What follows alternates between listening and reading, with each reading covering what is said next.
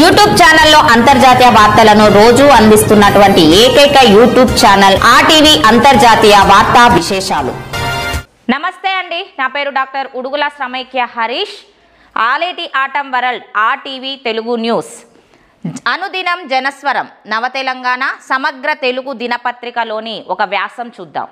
140 కోట్లు ఆయన కుటుంబమేనా అనే వ్యాసం జి తిరుపతయ్య గారు రచించడం జరిగింది. జి తిరుపతయ్య గారు వీరే అండి.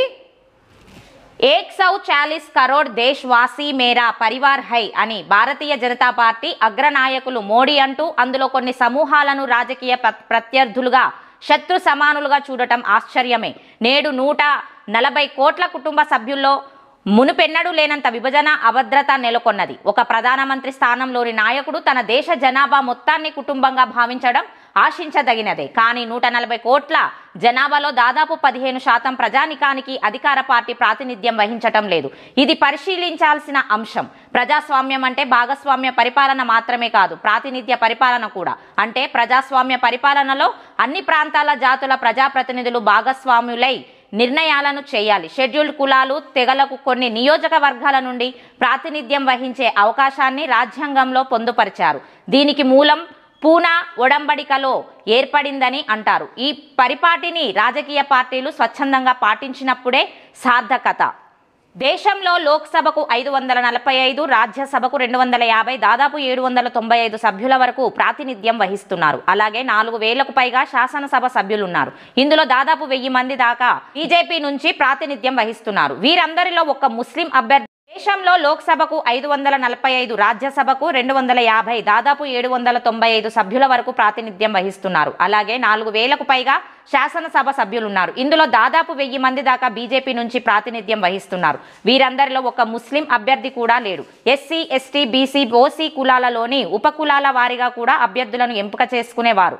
ఒక మతస్థులను పూర్తిగా ఎందుకు విస్మరిస్తున్నట్లు? స్వాతంత్ర సంగ్రామంలో విరోచితంగా పోరాడి అమరులైన అనేక మంది ముస్లింల చరిత్ర మనకు తెలుసు.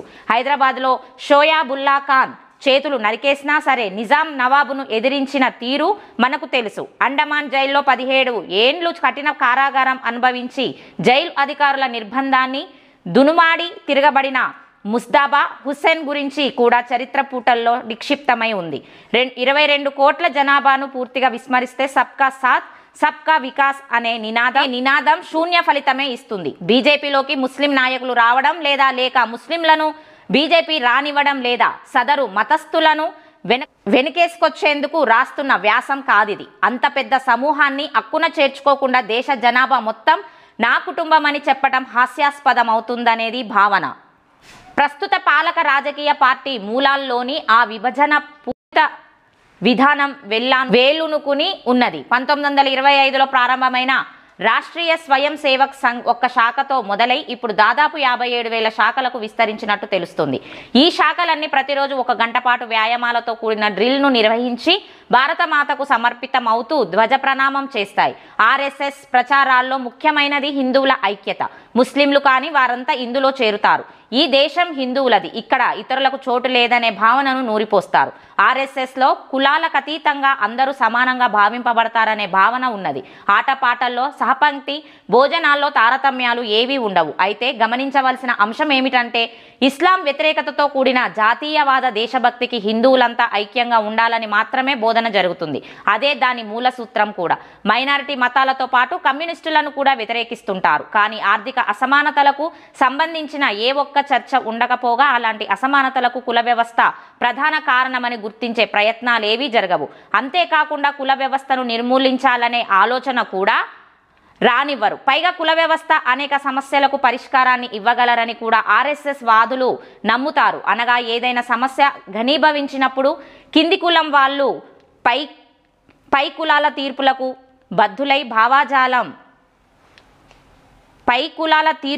బద్ధులై ఉండాలంటారు. ఆర్ఎస్ఎస్ భావజాలం అంబేద్కర్ను అంగీకరించదు. అనేక మంది ఆర్ఎస్ఎస్ భావజాలికులు అంబేద్కర్ను కీర్తించడానికి ఇష్టపడరు.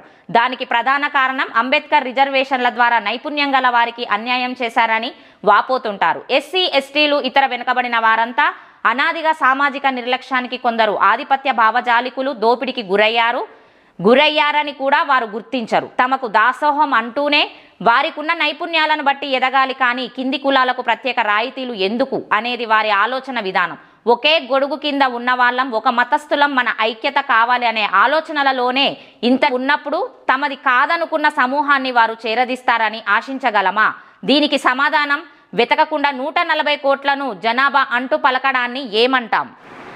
ఒకవైపు దేశమంతా నా కుటుంబం అంటూనే మరోవైపు జనాభాను జల్లెడబడతాం, కొందరిని ఏరి పారేస్తామంటూ భయభ్రాంతులకు గురి చేస్తున్నారు. వలసదారులను గుర్తించడానికి నేషనల్ రిజిస్టర్ ఆఫ్ సిటిజన్స్ NRCని తీసుకొచ్చారు. వారి ఏలుబడిలో ఉన్న అస్సాంలో అమలు చేశారు కూడా. దేశమంతా దీన్ని అమలు చేసేందుకు ప్రణాళికలు రచించగా తీవ్ర వ్యతిరేకత రావడంతో కాస్త వెనక్కి తగ్గారు. మొన్నటికి మొన్న సిటిజన్షిప్ అమెండ్మెంట్ యాక్ట్ CAAను తీసుకొచ్చి అమలు చేసి తీరుతామంటున్నారు.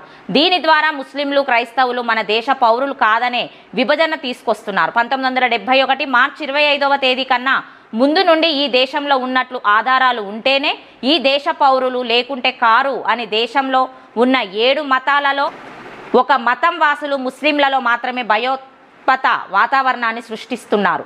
గుర్తింపు కార్డుల వ్యవస్థ మొదలైన పట్టుమని 25 ఏళ్లు కూడా రాలేదు. ఇండ్ల పట్టాలు, భూముల పట్టాలు కూడా అధికారికమైంది ఈ 25 ఏళ్లలోనే. ఈ వాస్తవాలు తెలిసి కూడా ఎందుకు ప్రకటిస్తున్నారంటే హిందువులలో ద్వేషాన్ని నింపి రాజకీయ లబ్ధి పొందడానికే. వీరంతా విశ్వగురు పలికిన కుటుంబ సభ్యుల సంఖ్యలో లేరా మరి? రాబోయే ఎన్నికలకు మరో అస్త్రంగా భావించబడుతున్నది. యూనిఫామ్ సివిల్ కోడ్ చట్టము బాహ్య వ్యవహారాలకు వర్తిస్తుంది, కానీ అంతర్గత ఆచారాలకు వర్తించలేదన్న వాస్తవాన్ని మర్చిపోయి UCC ద్వారా కొందరిని కట్టడి చేసి అణిచివేయగలమనే ఆధిపత్య భావజాలాన్ని ప్రజల్లో నింపజొస్తున్నారు. బీజేపీ పాలిత కొన్ని రాష్ట్రాలు ఇప్పటికే దీన్ని చట్టరూపాన్ని కల్పించి ప్రారంభించాయి. రాజకీయ లబ్ధి కోసం తెస్తున్న ఈ చట్టాలు తప్పుల తడకగా ఉన్నవని నిపుణులు అంటూనే ఉన్నారు. ఎవరినైతే కట్టడి చేయాలనుకుంటున్నారో వారందరూ ఈ 140 కోట్ల కుటుంబ సభ్యులు కారా? ఇదే 140 కోట్ల జనాభాలో కనీస గృహ వసతి లేని వారి సంఖ్య కోకొల్లలు. గతేడాది తాత్కాలిక షెడ్లలో తలదాచుకుంటున్న 7,40,000 మందిని వెళ్ళగొట్టి నిరాశ్రయాలుగా చేశారు. 1,50,000 మందిని అక్రమ నివాసంలో ఉంటున్నారంటూ వారి నివాసాలను నిర్దాక్షిణ్యంగా కూల్చివేశారు. ఈ వివరాలను housing and land rights network అనే సంస్థ బహిర్గతపరిచింది. అనాధికారికంగా గ్రామాలలో కోనల్లో ఇలాంటి వారు అనేక మంది ఉన్నారు. వీరి సంగతి కాస్త పట్టించుకోవాలి. ఏడాది పొడవునా కార్చిచ్చులా కాలిపోతూ 100 మందిని బలికొంటున్న మణిపూర్ ప్రాంతాన్ని ఒక్కసారైనా సందర్శించకపోగా వివాదాన్ని పరిష్కరించే మార్గాలను కూడా సూచించకపోవడం చాలా విచారకరం. మొండితనానికైనా ఒక హద్దు ఉంటుంది. ప్రతిపక్షాలపై కోపంతో మణిపూర్ మరణకాండాన్ని గాలికి వదిలేయడం గర్హనీయం. కేవలం ప్రతిపక్ష పార్టీలు పాలిస్తున్న రాష్ట్రంలోని సమస్యలను మాత్రమే ప్రస్తావిస్తూ స్వపాలిత రాష్ట్రాల్లో రగులుతున్న కుంపటిని ఆర్పేయకపోతే ఎలా? ఇలాంటి ద్వంద్వ వైఖరిని అవలంబిస్తూ 140 కోట్లు నా కుటుంబం అని చెప్పడం స్వార్థ రాజకీయమే. ఇది సమాజ స్థాపన కోసం RTV న్యూస్.